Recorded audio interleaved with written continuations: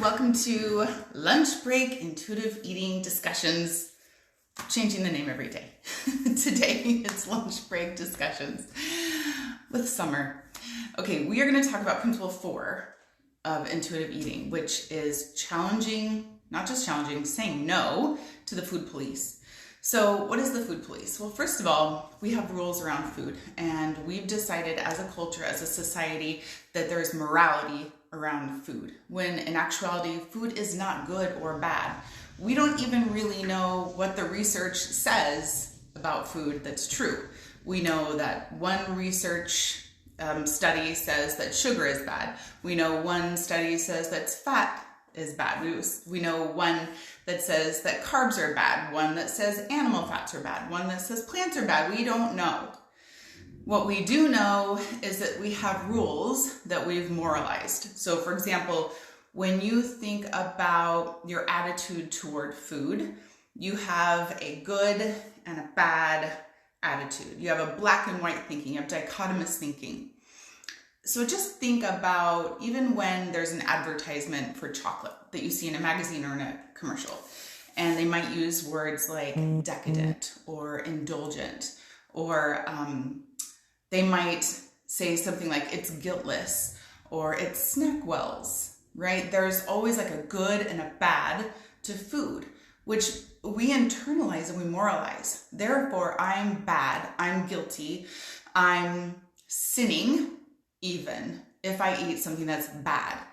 Even when we can go even farther and look at some of the commercials and magazine articles and advertisements, and it's associated with like sugar foods or chocolate is sometimes even associated with sexuality, right? Like something that is naughty or something that is dark or that needs to be hidden. Maybe a woman's eating chocolate in private and she's enjoying herself. It's this very illicit thing, right? So that's what happens is when we start to moralize food, we start to feel guilty. And advertisers want us to indulge in something guilty, yet somehow feel like we deserve it, right? There's all this psychological play on what food means, when in actuality, there is no morality around food. So what we end up doing is we end up having different voices in our heads. We have the voice of the diet rebel. We have the voice of the food police. We have the voice of the food anthropologist. We have the nutrition informant, and we have the intuitive eater. So let's think about a scenario. So one of my clients, we'll call her Cindy. I made little notes. One of my clients was trying to challenge the food police, and this is what happened. So deprivation was the place that she was coming from. And when she was telling me this story and some of her struggles, I'm going to relate it to you. So she was depriving herself continually. And when she would see foods, she would judge them as either good or bad, which means if she ate them, she would judge herself as either good or bad. And all of a sudden the food police starts telling her things in her mind. That's bad, Cindy. I can't believe you're going to eat that. That's disgusting. You're disgusting. You're out of control. If you eat that, you're going to ruin your diet. You're not going to be able to be this size for so-and-so's wedding, or you're never going to attain your goals. You're never going to achieve, so et cetera, et cetera. We have this dichotomous black and white thinking.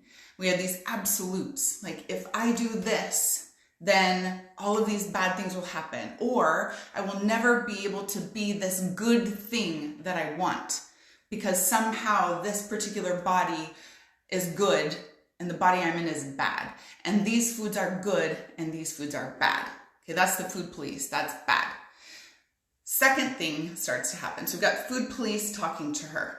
Now the nutrition informant comes in. The nutrition informant thinks she knows what she's talking about, but she doesn't. So she has all these ideas about the nutrition around food that she's been told. So she's like, you can't eat that. You can't eat that cheese. That's high in fat. That's terrible for your cholesterol. What kind of person are you?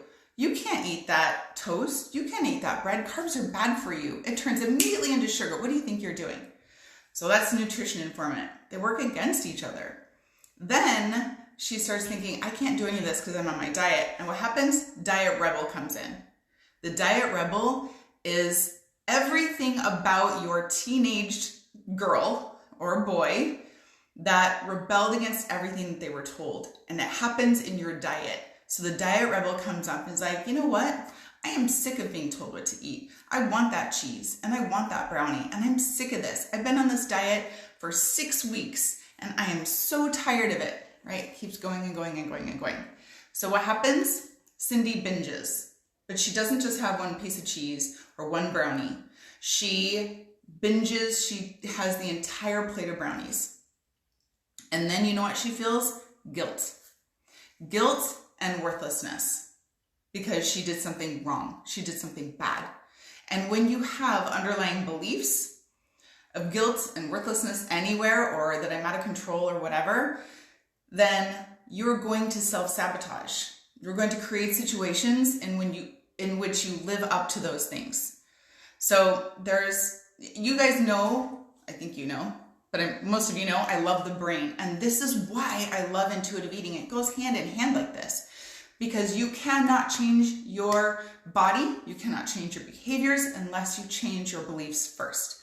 So Cindy has an underlying belief that she's out of control and that she's bad if she eats bad foods and that she's bad if her body is bad. She has completely unrealistic expectations of what it looks like to eat healthy and to have a healthy body, completely unobtainable. And when I have clients ask me or talk to me about their bodies and I ask them about, well, how many calories are you eating? What does it look like for you on a typical day? My mind is usually blown about how they're able to sustain that level of deprivation and that they expect themselves to continue to do that. That's somehow this like heightened goal. If they're able to sacrifice this much, it means they're worthy of love, right? That's it. That's the core belief. And we sabotage ourselves all over the place. We make judgments about ourselves. So a lot of people come to me and they want to lose weight. And I have to tell them, I am not in the losing weight business. I am in the intuitive eating business. I'm in the healing business. Do most of my clients lose weight? Yes. Do they get to their ideal weight? Yes. Are they healthier than they've ever been? Yes. Do they have lower BMI than most of the population? Yes. But it's not because we go on a diet. It's because we heal everything on the inside and we change our beliefs first, because you cannot change your behavior if you have a belief that supports it. Does that make sense? If you think you're a crappy person, if you think you're out of control and that you're not worthy of feeling good and you're not worthy of allowing yourself to eat food or insert thing, then you will always live up to that belief with your behaviors. Okay, so let's go back to Cindy. Okay, Cindy has the food police that's talking to her. She has the nutrition informant that's talking to her. And she has the diet rebel that's talking to her.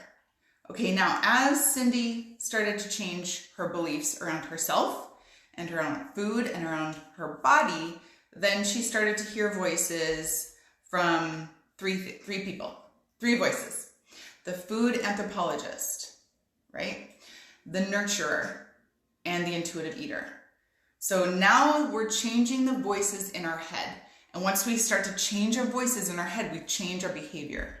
So now let's say Cindy is faced with her favorite cheese, a plate of brownies. Let's say she is at a beautiful gourmet dinner and she knows that she's going to be served all these amazing things, but she comes and she's starving. She wasn't honoring her hunger. So what's going to happen? So she's going to start to hear different voices, right? She's ravenous. She wants food. And the the food anthropologist is going to start talking to her. Wow, there's a lot of really interesting foods here. You've been on a diet for a long time. I'm so glad we're not dieting anymore. I wonder what it is that we might want to eat. The nurturer is like, you know what, Cindy? If you have one brownie, it is not the end of the world. You're going to be okay. You are not going to blow up like a balloon or whatever your worst fear is. You're not a bad person. And the intuitive eater says, You know what? I am so glad I don't diet anymore. I really can have whatever I want, whenever I want. This pizza looks a little soggy. I don't think I'm gonna have that right now. What is my body really asking me to feed it? What is it that I really want? How can I serve my body in this moment? Maybe I don't want to fill up on appetizers. Maybe I wanna make sure that I still have room for this amazing dinner and even dessert, right? So those thoughts start to change. I remember one time when I was out to dinner with friends. And I was so hungry. I was not honoring my hunger in any way. I was so hungry that even though my intention was to just get a side salad, right? Because I'm counting my calories and my macros and I'm weighing my food or whatever I'm doing. I was so hungry, I thought, I'll just have a little bit of this roll. I'll just have a little bit of roll. I mean, food, I know that carbs are bad. I know that bread is bad, but I'm just going to have a little bit. Well, I ended up having the entire basket of rolls. Right? I was way too full and then felt horrible about myself. I didn't even want to stay for dinner. I got up and I left early. So it's sad because I wouldn't allow myself even to enjoy something if I had made a mistake. That is the food police. And that is principle 4, saying no to that. There is no good or bad food. There is no good or bad you. You are not good because you eat good foods, whatever that is. You are not bad because you eat bad foods. And that starts to take those beliefs away, and we can start to replace those bad beliefs with positive thoughts and positive beliefs about ourselves. So we treat ourselves with respect, and then everything starts to change. So tell me if you've ever felt like that. Do you feel bad? Like a bad person if you eat bad foods? How do you feel when you eat, quote, good foods? What are your goals like? Are they even attainable? Do you have pie in the sky goals that you're like, okay, well, if I stay on these, if I don't go off my diet for 3 months, then finally I'll be able to be proud of myself and I'll fit into that dress? Or like, what goals do you have?